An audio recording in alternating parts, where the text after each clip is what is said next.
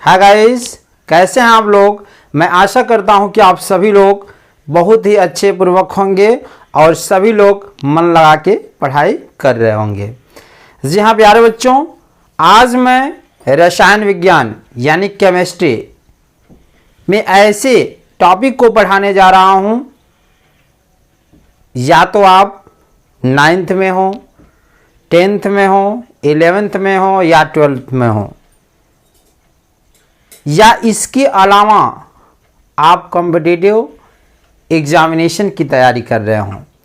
ये सब में आने वाले क्वेश्चन हैं। प्यारे बच्चों, मैं एक शानदार ट्रिक के माध्यम से आणविक द्रव्यमान निकालना या जिसे हम कहते हैं अणुभार निकालना सिखाने जा रहे हैं। अणुभार कैसे निकाला जाए,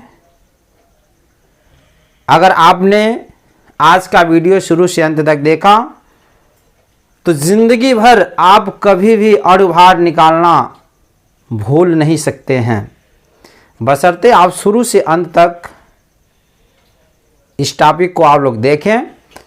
और यदि आपको अणुभार निकालने आ जाए तो मेरे चैनल को लाइक, सब्सक्राइब और शेयर करना मत भूलिएगा। तो प्यारे बच्चों, अणुभार निकालने के लिए एक चीज आप लोग ध्यान देंगे। सबसे पहले ये मान आपको याद करना होगा।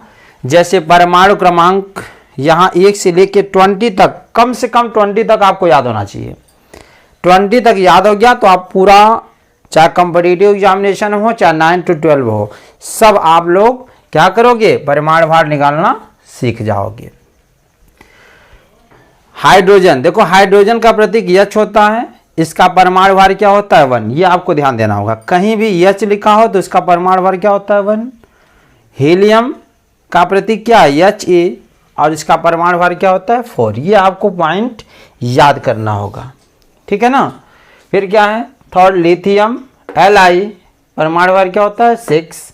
बेरिलियम B क्या होता है 9।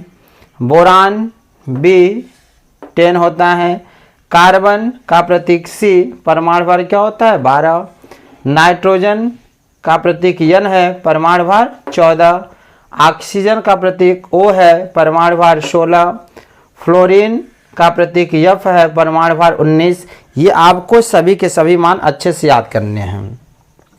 नियॉन Ne, परमाणु भार क्या होता है 20। सोडियम का प्रतीक Na 23 होता है। मैग्नीशियम Mg 24 होता है।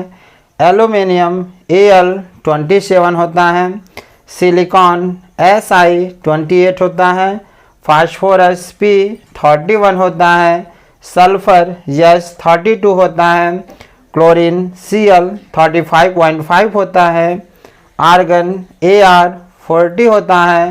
पोटेशियम K 39 होता है और कैल्शियम Ca 40 होता है।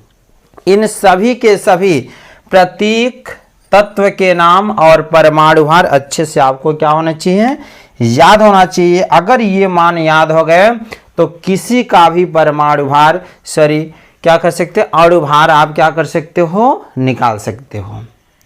अब जैसे फर्स्ट यहाँ देखो, जैसे आ गया H2SO4, ठीक है जी, इसी का निकालना है क्या, का अणुभार। देखो बाबू, यह 1 से लेकर के 13 मान दिए गए हैं और इसका अणुभार कैसे निकालें, एक शानदार ट्रिक के माध्यम से मैं आपको समझाने जा रहा हूं, अच्छे से समझें। H2SO4 का अणुभार हमें निकालना है, क्या निकालना, H2SO4। साइड में समझते चलो। सबसे पहली बात आपको ये मान याद होना चाहिए। यहां देखो H है ना, H का परमाणु भार क्या होता है 1, तो लिखेंगे 1। फिर इसके बाद S है तो यहाँ लिख लो S का परमाणु भार क्या है, देखो यहाँ ऐसे ढूंढो, मैं आपको समझा रहा हूँ। S सल्फर है ना, क्या होता है 32, तो यहाँ लिख दो 32। फिर क्या लिखा है O, अब यहाँ देखो O है ना, O का परमाणु भार 16, तो लिख दो 16, ठीक है। ऐसे साइड में आप लिख लीजिए और लिखने के बाद इन सभी मानों को इसमें रखिए। देखिए H हाइड्रोजन, हाइड्रोजन का परमाणु भार 1 तो लिखेंगे 1। याद रखिएगा कभी भी नीचे लिखा रहे जो मान कभी भी वह उसका मल्टीप्लाई हो जाता है, गुणा हो जाता है। तो H का मान 1 होता है और नीचे 2 लिखा है तो गुणे 2 लिखिए, ठीक है बाबू। फिर प्लस क्या लिखा है यस का मान क्या होता है 32 तो लिखेंगे 32। फिर प्लस ओ है ना, ओ का मान क्या होता है 16। अब मैंने क्या बोला जो नीचे लिखा है गुणे 16 गुणे क्या हो जाएगा 4 है तो 4 लिखेंगे। बताओ जी परमाणु भार लिखने में कोई दिक्कत, निकालने में कोई दिक्कत नहीं है ना। तो चलिए 2 एकम 2 प्लस 32 प्लस 16 चौके 64। बाबू जोड़ आवे के चाहिए, ठीक है। कैसे जोड़ेंगे 4 2 6 6 2 8 और क्या हुआ 6 3 9 98। समझ में आया कि नहीं आया। देखो 4 2 6 2 8 और 6 3 9 98। तो H2SO4 का अणुभार जो आ गया बाबू कितना हो गया 98। समझ में आया। आपको सभी प्रतीक और परमाणु भार अगर याद हो रहेंगे तो अणुभार निकालने में कोई दिक्कत नहीं होगी। तो फर्स्ट समझ में आया। अब हम लोग चलते हैं सेकेंड का हम लोग अणुभार निकालते हैं। इसे आप लोग अच्छे से नोट करें, या चलिए सेकेंड यहीं निकाल देते हैं पहले। देखो जी सेकेंड क्या है CH3 COOH, ठीक है बाबू। इसी का निकालना है क्या का अणुभार। ध्यान से समझो कैसे निकलेगा। पहले यहाँ साइड में लिख लो C का वैल्यू क्या है जी, देखो C कार्बन क्या है 12 तो लिख लेंगे 12। फिर H है, H की वैल्यू क्या है 1 तो लिखेंगे 1। फिर C है, C की वैल्यू क्या है 12। फिर O की वैल्यू क्या है देखो 16 तो लिखेंगे बाबू 16। फिर H की वैल्यू 1 है, ठीक है। अब इसी में इसका मान रख दीजिए। देखिए C कार्बन है तो कार्बन का मान क्या है 12 तो लिखिए 12। फिर प्लस यहाँ हाइड्रोजन H है, H की वैल्यू क्या है 1 तो लिखिए 1।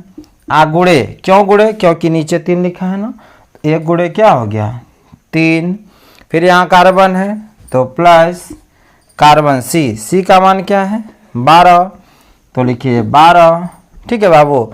फिर क्या है O ऑक्सीजन की वैल्यू क्या होती है 16। देखो यहाँ लिखा गया है ना तो लिखेंगे 16। अब यहाँ देखो O और O दो गो है ना तो फिर लिखेंगे प्लस कितना 16, ठीक। अब फिर प्लस H का मान क्या होता है 1 तो लिखिए +1, ठीक है। समझ में आया। चलिए 12 प्लस 3 एकम 3 प्लस 12, ठीक है जी। प्लस क्या होगा 16 प्लस 1। अब देखिए जोड़ आना चाहिए बाबू, ठीक है। कैसे जोड़ेंगे देखो 1 6 1 कितना होगा 7, ठीक है। 6 1 7 7 6 13 13 2 15 15 3 18 18 2 20 20 को सुनना हाथ में लगा 2, ठीक है जी। तो 1 2 3 1 4 और 4 और 2 कितना होगा 60। तो यही हमारा क्या आ गया इसका अणुभार आ गया। तो CH3 COOH का अणुभार कितना आ गया 60, ठीक है। तो प्यारे बच्चों इसे आप लोग नोट करें। अब हम इसका थर्ड पार्ट यानी थर्ड नंबर क्वेश्चन का अणुभार निकालना सिखाने जा रहे हैं। तो चलिए नेक्स्ट थर्ड को देखते हैं क्या है NaCl तो लिखेंगे NaCl का अणुभार। देखो बाबू एकदम आसान है, बिल्कुल आप ध्यान दो। सबसे पहले क्या है Na लिखा है ना तो यहाँ साइड में लिख दो Na सोडियम। देखो सोडियम क्या है Na का मान कितना होता है 23 तो लिखेंगे 23। फिर क्या है Cl क्लोरीन। देखो Cl कहाँ लिखा है Cl क्लोरीन का क्या होता है परमाणु भार 35.5 तो लिखेंगे Cl का मान हो गया 35.5। अब NaCl का अणुभार निकालना था तो देखो Na का मान क्या है बाबू 23 प्लस Cl का मान क्या है 35.5। जोड़ते हुई आता है ना तो जोड़ लो भाई। देखो ये पॉइंट वाला बहुत लोग गलतियां करते हैं, तो गलती नहीं करेंगे। 5 हो गया और 5 3 8 और 3 2 5, 58.5। ठीक है जी। अब ये पॉइंट दशमलव वाला कैसे जोड़ होता है, देखो मैं साइड में आपको लिख के भी बता दे रहा हूँ। जैसे 35.5 में आप 23.0 ऐसे जोड़ेंगे, हमेशा पॉइंट के बाद 0 बढ़ा सकते हैं। तो 5 5 3 8 3 2 5, देखो 58.5 आ गया कि नहीं आ गया, ऐसे जोड़ किया जाता है। तो प्यारे बच्चों थर्ड भी आपको जरूर समझ में आया होगा। अब हम लोग चलते हैं फोर्थ नंबर पे। फोर्थ नंबर पे क्या है, CaCO3। CaCO3 का अणुभार। तो CaCO3 का अणुभार निकालना है बाबू। सबसे पहले आप सबका परमाणु भार लिख लो। Ca है ना, तो लिख दो Ca बराबर, Ca का मान क्या है, देखो ये आपको याद होना चाहिए। Ca देखो कैल्शियम क्या होता है 40 यानी 40, तो लिखेंगे 40। फिर क्या लिखा है C, तो C यानी कार्बन। कार्बन का मान कितना होता है जी, देखो 12, तो लिखेंगे 12। फिर O का मान क्या होता है 16 ना, देखो ऑक्सीजन 16 होता है, तो 16। ऐसे साइड में लिख लोगे तो भूलाएगा नहीं, भूलोगे नहीं। ठीक है, तो चले बाबू Ca का मान क्या है 40, तो लिखिए 40। फिर प्लस C लिखा है कार्बन, C का मान क्या है 12, तो लिखो 12 प्लस O का मान क्या है 16, तो 16 गुणे, अब देखो नीचे 3 लिखा है ना, तो ये गुणा हो जाएगा मल्टीप्लाई यानी गुणे 3। तो 40 प्लस 12 प्लस 16 तिया 48। ठीक है, 16 तिया, ये देखो गिर गया भाई, क्यों गिर रहे हो जी, हाँ पढ़ने का मन नहीं कर रहा है क्या, चलो ठीक है। 16 तिया 48, तो 48 हो गया। अब इसको जोड़ लो भाई, क्या करो जोड़ लो, 8 2 10, ठीक है जी, 1 हासिल हुआ, 4 1 5, 5 4 9, 9 और 1 10, 100 हो गया। ठीक है जी, समझ में आया कि नहीं आया। तो प्यारे बच्चों थर्ड और फोर्थ भी आपको समझ में आया होगा, इसे जल्दी फटाफट नोट करें। अब हम लोग चलते हैं इसका फिफ्थ नंबर का, निकालते हैं अणुभार। 5वां नंबर देखते हैं क्या है बाबू, NaOH का अणुभार। ठीक है जी। अब यहाँ देखो पहले साइड में लिख लो Na सोडियम। Na का मान क्या है जी, देखो Na यही है ना, सोडियम क्या होता है 23, तो लिखेंगे 23। फिर O ऑक्सीजन कितना होता है 16, देखो O लिखा है ना, ऑक्सीजन का मान 16 हो गया। और यहाँ H है, H हाइड्रोजन, हाइड्रोजन का मान क्या हो गया 1। ठीक है जी। अब इसका अणुभार हमको निकालना है। मैंने क्या बोला कि प्रत्येक तत्व, प्रत्येक जो है तत्व के बाद प्लस का चिन्ह लगना चाहिए। जैसे Na है, फिर O है, फिर H है, अलग अलग तत्व है ना, देखो मैंने लिखा है। तो प्रत्येक तत्व के बाद प्लस का चिन्ह आपको लगाना है। तो Na का मान 23, तो लिखेंगे 23। फिर प्लस दूसरा तत्व क्या है ऑक्सीजन, ऑक्सीजन का वैल्यू 16, तो लिखेंगे 16। फिर प्लस H है हाइड्रोजन, हाइड्रोजन का मान 1, तो जोड़ आता है ना, जोड़ लो। क्या होगा बाबू, 6 1 7 3 10, हाथ में लगा 1 2 1 3 1 4, 40 हो गया। ठीक है जी। कैसे, ऐसे भी जोड़ लो, 23 से 24, 24 में जब 16 जोड़ोगे तो कितना होगा 40 होगा ना। ठीक है, चलिए यही हमारा आंसर हो गया। 6th नंबर देखते हैं क्या है, NH3। NH3 का क्या अणुभार। ठीक है बाबू, NH3 का अणुभार निकालना है, तो कैसे निकालेंगे, N नाइट्रोजन, N का मान कितना होता है जी, देखो 14, तो लिखेंगे 14। और H हाइड्रोजन का मान कितना होता है 1। तो देखिए हमने क्या बोला, प्रत्येक तत्व के बाद प्लस का चिन्ह लगना चाहिए। तो N नाइट्रोजन है, तो N का मान क्या है 14, तो लिखेंगे 14 प्लस दूसरा तत्व क्या है H हाइड्रोजन है ना, तो लिखेंगे 1, क्योंकि हाइड्रोजन का मान क्या होता है 1, और नीचे है 3, तो गुणे 3 हो गया। ठीक है जी। तो 14 प्लस 3 कम 3 कितना होगा बाबू 17। तो ये आपका 6 नंबर का भी आंसर हो गया। तो प्यारे बच्चों I hope 5th and 6th का भी आंसर आपको जरूर समझ में आया होगा। अब हम लोग चलते हैं नेक्स्ट। अब 7th नंबर देखो क्या बाबू, NaCl का अणुभार। ठीक है जी। तो देखिए 2 तत्व हैं इसमें, Na है सोडियम, तो Na का मान कितना होता है बाबू, देखो Na सोडियम कितना है 23, तो लिखेंगे 23। Cl क्लोरीन है, अब देखो Cl का मान क्या होता है 35.5, तो 35.5। मैंने क्या बोला, प्रत्येक तत्व के बाद प्लस का चिन्ह, तो Na पहला है, तो Na का मान 23 प्लस Cl है। ये क्यों गिर रहे हो भाई, बार बार देखो, गिरो मत। हाँ, एक तो गर्मी लग रही है, गर्मी में पढ़ाया जा रहा है, तुम गिर रहे हो, परेशान हमको कर रहे हो। हाँ, तो चलो हम परेशान होने वाले नहीं हैं, बच्चे हमारे साथ हैं, पढ़ रहे हो ना, चलो पढ़ते रहो और अच्छे से लगाते चलो।